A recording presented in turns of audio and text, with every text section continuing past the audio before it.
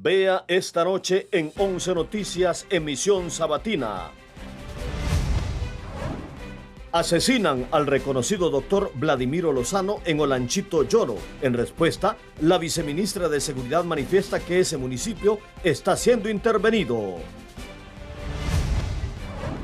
Ordenan detención judicial en contra del primer supuesto involucrado en la masacre de Comayagua y emiten órdenes de captura contra otros 3 sospechosos del múltiple crimen. Hoy se cumplen 3 años desde el inicio de la pandemia de COVID-19, marcada por la muerte, el desempleo, pobreza y actos de corrupción. Aseguran 10 manzanas de supuesta marihuana en Colón y Yoro. Esto y más en 11 Noticias, emisión sabatina.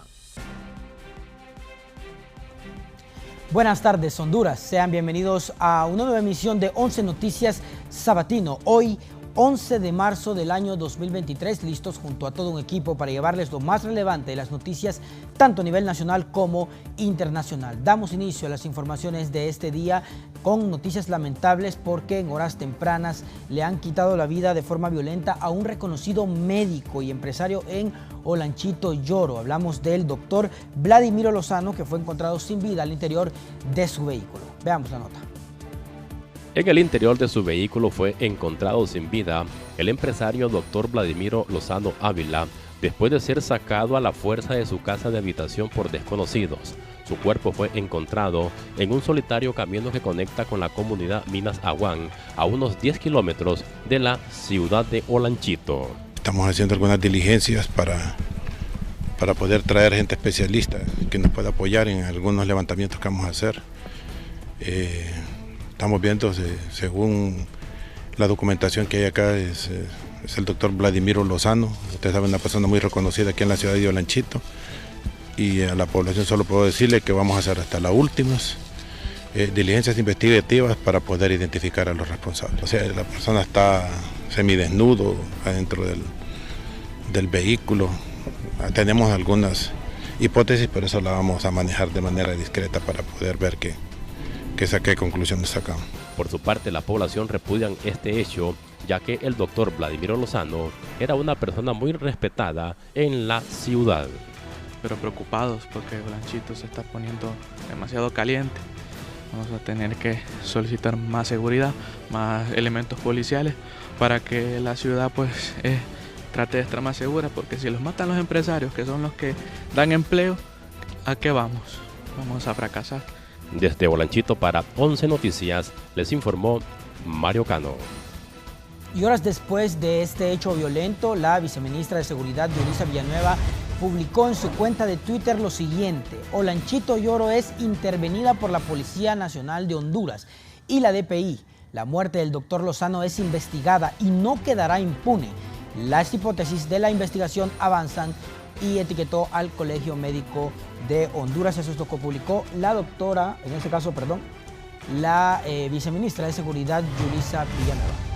En la zona central del país, nuestro compañero Oscar López nos da a conocer que dictan detención judicial en contra del primer capturado acusado de la masacre en Comayagua y además libran orden de captura contra otros 3 implicados en el hecho criminal.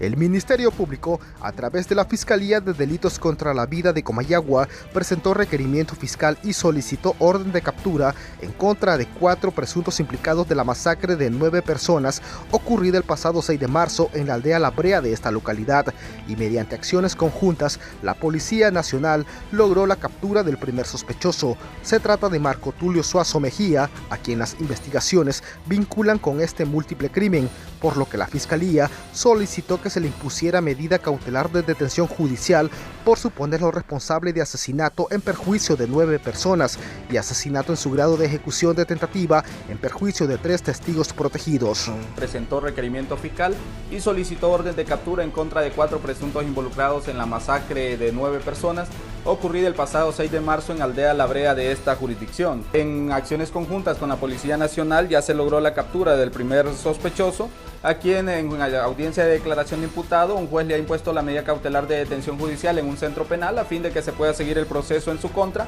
por suponerlo responsable de asesinato en perjuicio de 9 personas, asesinato en su grado de ejecución de tentativa en perjuicio de 3 testigos protegidos. Asimismo, como parte de las investigaciones, el Ministerio Público, en coordinación con la Policía Nacional, intensifica acciones con el propósito de poder ubicar y capturar a los demás responsables de la masacre y que ya tienen orden de captura por este crimen. Desde que se conoció la masacre, la Fiscalía ha estado trabajando en coordinación con la Policía Nacional y sus diferentes dependencias a fin de esclarecer lo ocurrido. El Ministerio Público continúa trabajando acciones con la Policía Nacional a fin de poder ubicar a los otros que tienen orden de captura y de esa manera proceder a vincularlos a este proceso penal incoado en su contra. Desde Comayagua para 11 Noticias les informó Oscar López.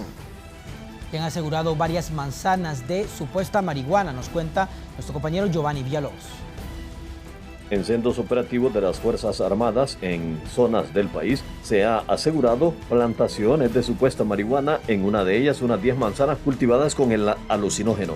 Sector conocido como Las Mangas, Tocoa, departamento de Colón, fueron aseguradas en esta operación a través de la Fuerza de Tarea Conjunta Satrush 10 manzanas de sembradíos de estupefacientes. Estamos hablando un total de 30.000 plantas ya plenamente desarrolladas, listas para corte, que hay un proceso de aseguramiento, posteriormente el corte y la incineración que está en desarrollo. Asimismo, en la capital, la Policía Militar del Orden Público capturó a un hombre en posesión de más de 100.000 empiras en efectivo y una cantidad considerable de supuesta droga. A él se le ha decomisado 3 armas de fuego, asimismo también supuesta marihuana y más de 100.000 lempiras en efectivo. Esta captura se ha logrado gracias a un trabajo previo de investigación y de seguimiento por parte de equipos de inteligencia de la Policía Militar del Orden Público que estaban trabajando en este caso. A criterio de los entendidos, este tipo de acciones responden a una acción a tomar para un combate frontal a este tipo de delitos.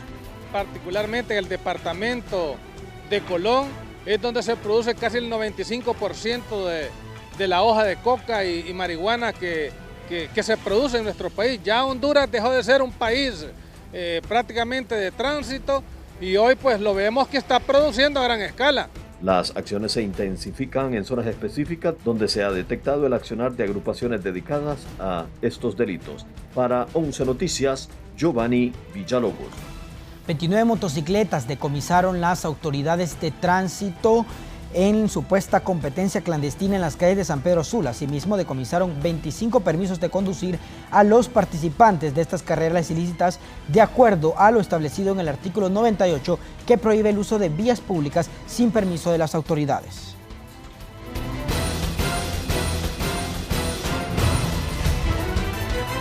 Se generó algunos tipos de operativos para dar con la ubicación de estas personas, en la cual dejó como resultado que se decomisaron 29 motocicletas, las cuales no portaban ningún tipo de documentación respectiva a la misma, los cuales nos evalúa el artículo 93, numeral 3, que dice que la tenencia del vehículo dando lugar al decomiso del mismo y la detención del conductor.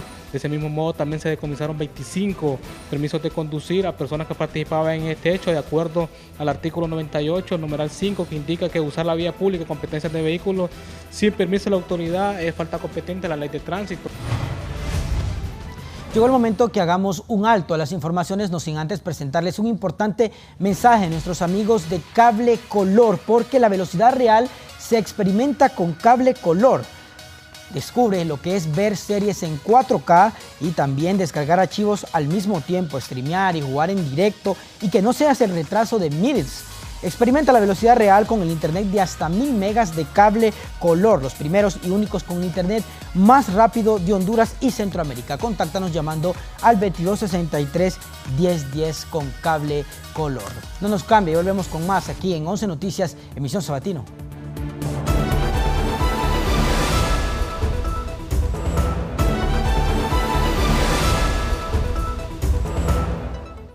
Gracias por continuar con nosotros en 11 Noticias, emisión sabatina. Nuestra compañera Shirley Martínez nos da a conocer que piden la salida de Roberto Contreras de la comuna de San Pedro Sula, esto por un aparente incumplimiento en los acuerdos de la Asamblea de Líderes de Libres en la zona norte del país.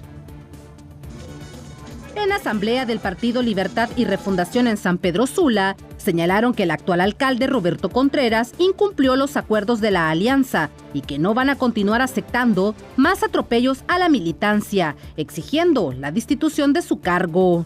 Como Carol Fuentes, como los compañeros que han despedido y que siguen despidiendo, mejor salir con dignidad que ponerte de rodillas, compañeros, ante una persona autoritaria como lo es el señor alcalde. Yo no voy a hablar mal de él, lo que sí quiero decirle algo. Por la base de Libre fue que este señor es alcalde. Esta sesión de refundación por San Pedro Sula, hoy es el día que vamos a poner en pie de verdad nuestra lucha, después de todos los acontecimientos y los atropellos recibidos desde la alcaldía por parte de Roberto Contreras. Él es antilibre y el día que se abrazó con Calidonio demostró de que está hecho. Roberto Contreras en el tiempo del golpe de Estado estuvo del lado de los golpistas. Por su parte, el vicealcalde de la comuna manifestó que él no coordina ninguna persecución contra el edil, sino que ha sucedido todo lo contrario. Que él no era el gobernante de Libre, ¿verdad? Él fue el candidato de una alianza, de un pacto que hicimos, que yo asumía que lo iba a respetar, sobre todo porque él insistía, como dije hace un momento, en llamarlo pacto de caballeros. ¿La destitución de Roberto Contreras como alcalde? No, eso solo puede responder a un proceso legal en el que, producto de ese proceso legal en el que se acredite cierta responsabilidad, lleve como consecuencia la suspensión del cargo. Según los líderes de Libre, Roberto Contreras realizó muchas promesas solo para llegar al poder y actualmente busca desligarse de quienes le apoyaron. Para 11 Noticias, Shirley Martínez. El retorno o no del Consejo de la Judicatura sigue generando opiniones. Nuestro compañero Giovanni Villalobos nos presenta las siguientes reacciones. El Consejo de la Judicatura sigue generando expectativas sobre si es conveniente o no. Hay quienes creen que debe crearse una nueva ley, pero sin los vicios de la anterior, que mayormente se dedicó a destituir jueces sin observar el debido proceso.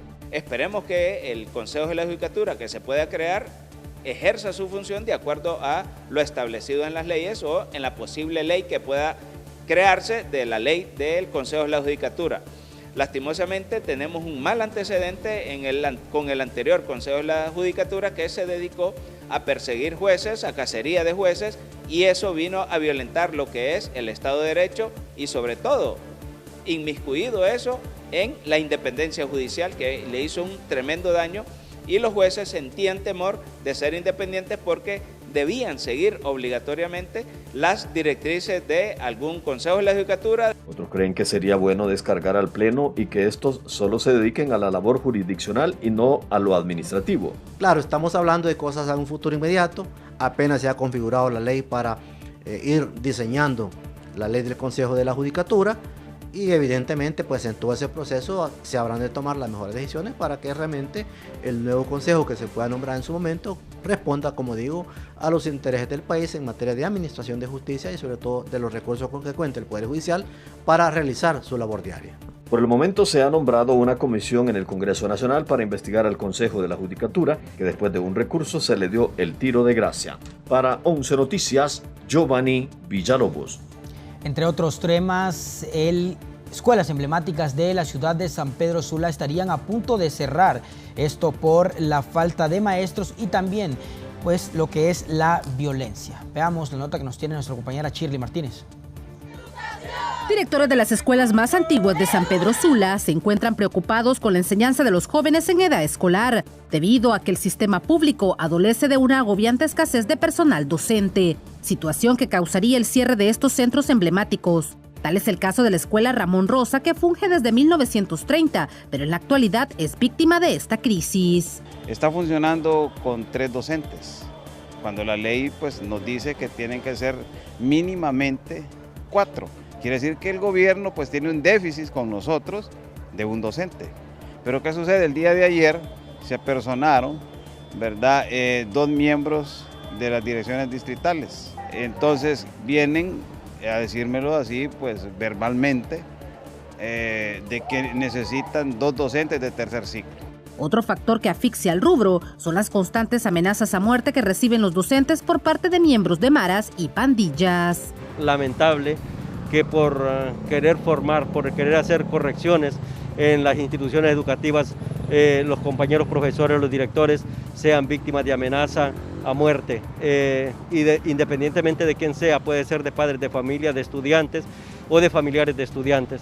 Mientras tanto, los estudiantes exigen su derecho a la educación. La educación pública es un derecho y nosotros tenemos derecho a la educación. Me da mucha tristeza y quisieran que pensaran un poco en nosotros, en todos los que estamos estudiando aquí, que también valemos y que estudiamos. Para 11 Noticias, Shirley Martínez. Lanzan programa de alfabetización denominado Yo Sí Puedo en el departamento de Copán. Autoridades de educación del país lanzan oficialmente el programa Yo Sí Puedo con maestros cubanos con el fin de erradicar el analfabetismo en Honduras. Junto a la asesoría cubana, que los cubanos son los mejores del mundo para alfabetizar a través de la metodología que han desarrollado, al cierre de nuestro gobierno, tal cual lo ha dicho la presidenta Xiomara Castro, vamos a erradicar el analfabetismo en nuestro país por primera vez en nuestra historia. La primera misión de asesores cubanos vino en el país en el año 2006-2007, en el gobierno del presidente Zelaya, y estuvimos a escasos meses de erradicar el analfabetismo y llegamos a estar casi por debajo del 6%. En los 12 años de los gobiernos del Partido Nacional, el analfabetismo en nuestro país creció lamentablemente en 0.5 por año. Este programa con maestros cubanos y todo lo que el gobierno hace tiene inquietos a la oposición, señala el diputado Edgardo Casaña. Yo decirle a esa oposición trasnochada, a esa oposición depelada y engomada que no salen de la borrachera de poder que tuvieron durante 12 años, mal utilizando los recursos de este país, que alejen preocupaciones, que aquí todo eso de lo que ellos han hablado para hacer daño no está. Otro de los proyectos inaugurados en la comunidad del Carrizalón Copán Ruinas es el primer instituto indígena del país, Instituto Superación Maya Chortí. Bueno, alrededor de unas 42 comunidades indígenas se van a ver beneficiadas, ¿verdad?, de los pueblos, nuestros pueblos ancestrales, pueblos originarios Maya Chortí, y al ser pues el primer centro gubernamental, estamos esperando pues que tengamos alrededor de una matrícula de unos 2.000 muchachos y muchachas para el próximo año. Para 11 Noticias, les informó Donaldo Rodríguez. Pamela Bustillo nos informa que se encuentran en desarrollo las sesiones extraordinarias del Consejo Universitario. Veamos. Este día en el Centro de Arte y Cultura de la Universidad Nacional Autónoma de Honduras se desarrolló la sesión extraordinaria del Consejo Universitario, donde candidatos a la Junta de Dirección Universitaria exponen sus propuestas ante los miembros del Consejo Universitario, órgano integrado por autoridades, representación estudiantil y el claustro de docentes por cada facultad y por cada centro regional. No hay ningún impedimento para entrar, no hay ningún impedimento para salir, simple y sencillamente era indispensable evitar los actos vandálicos que ocurrieron en el pasado y que pudiésemos, por lo tanto, llevar a cabo este proceso que reviste la absoluta legalidad, por más desinformación que se le quiere implementar. Esta sesión en este momento requiere únicamente la reanudación, ya el quórum, se cuenta con el quórum, así que esa es la situación que estamos teniendo. En el lugar se hicieron presentes estudiantes del Consejo Universitario, quienes denuncian que se les negó la participación en el proceso, por lo que catalogan como ilegal la actividad. Bueno, prácticamente lo que buscan con esta convocatoria, elección de la Junta de Dirección Universitaria, es que queden sus candidatos. ¿Por qué? Porque a la representatividad estudiantil se le quitaron 10 miembros ante el Consejo Universitario, quedando 2 unidades académicas sin representación. Serían 2 votos menos ante el Consejo Universitario. Por otro lado, docentes señalan que también están en desacuerdo en cómo se está llevando a cabo la actividad e indican que brindan total apoyo a la sociedad estudiantil. No solo están los estudiantes, sino que también habemos docentes en contra de todo este proceso, cómo se está llevando a cabo. Yo particularmente condeno la militarización de la universidad. Estamos regresando a la década del 80. Para 11 Noticias, Pamela Bustillo.